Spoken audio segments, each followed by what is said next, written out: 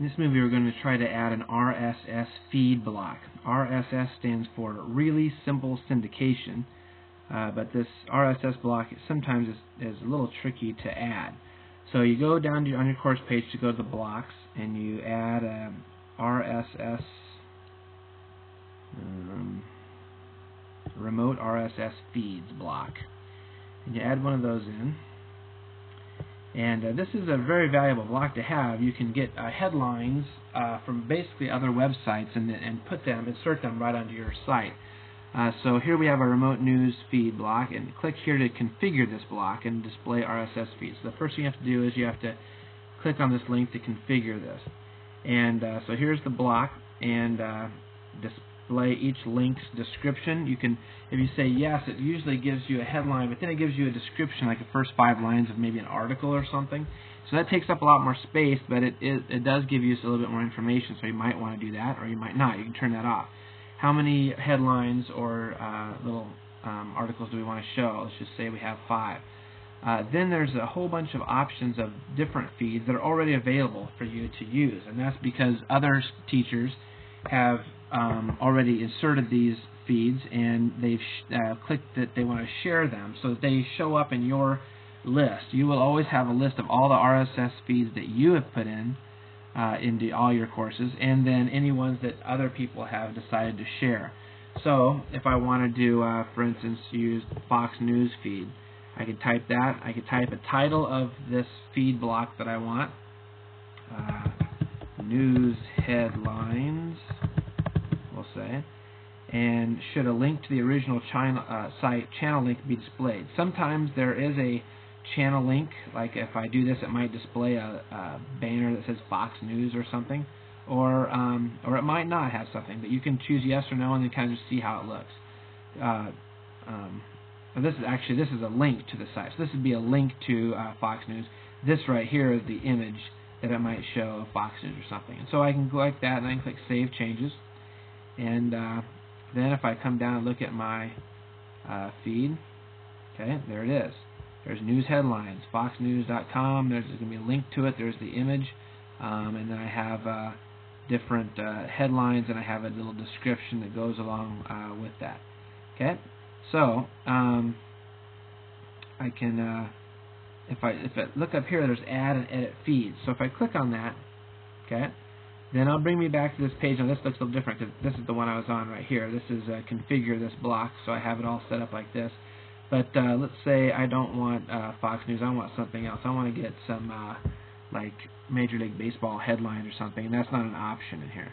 So let's do a title, MLB headlines, and we'll go ahead and leave everything else the way it is. And we'll click Save Changes, and then we'll go back down to the bottom, and see, I don't have a feed that I connected it to, so I need to add or edit feeds. And this is where I can see all my feeds, and of course these are all feeds that I've added in, so you probably wouldn't have a whole lot in there. But what we need to do is we need to try to add in a news feed URL. This is where it gets a little bit difficult, because you need to go out on the web and try to find different places. And I have a website here at yahoosports.com, MLB. And if you just go anywhere on the web and you kind of look around on the websites, a lot of times you'll find like a little orange box or something that says RSS or something, or down at the bottom you can look for things down here, and under this things you can do, there's a subscribe to RSS news feeds. So I'll go ahead and click on that. And then I get some options here. Here's different news feeds, and by the way, if you look on here, then you can go down through here, and you can up here, and you can read a little bit more about what RSS is. Really simple syndication. How you can get the website or addresses for headlines to show up on your website. So here's MLB, and we're going to click on, here's the little orange box. A lot of times you'll see these next to things on different websites. If you click on that, you can get a link that you'll be able to copy. And so up here, this will be an RSS feed. I'll go up here and I'll copy that address. And then I'll go back to where I'm going to add my feeds. And so I'm going to add the feed right in here. And usually what you have to do is instead of feed, you have to put in HTTP, and we'll just see if it works. So I'll do MLB headlines, and I'll go ahead and I'll put that as a shared feed. So if anybody else wants news from the MLB, they'll be able to that'll show up in their drop-down list to be able to use. I'll click Add, and it says a news feed was added, so it sounds like it went through okay. And there, let's see, it's down. Where is it at?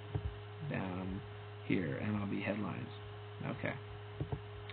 So I'll come back up to the top, and I'll go to the block, and it should be in there now since I shared it, and there it is. And there was another one that shouldn't be in there. MLB headlines, and we'll click Save Changes, and we'll see if this worked. Down the bottom, there we go, MLB headlines, and there's the image, Yahoo Sports, and it has articles and different headlines from the MLB. And so that's how you can put in RSS feed. It can be a little tricky.